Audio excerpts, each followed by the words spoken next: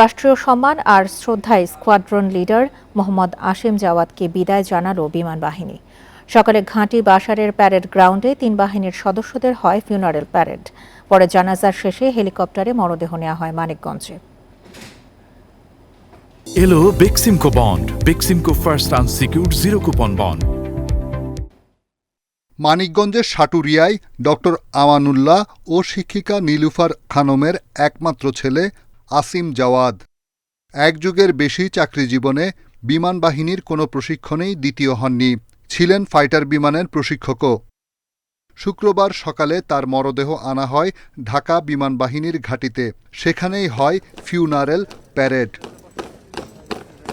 পরে তার জানাজায় অংশ নেন বিমান বাহিনীর সহকর্মী, ছাত্র ও ৩ বাহিনীর ঊর্ধ্বতন কর্মকর্তারা। এ সময় আসিমের বাবার প্রত্যাশা, দেশের জন্য তার একমাত্র সন্তানের আত্মত্যাগ স্মরণীয় হয়ে থাকবে।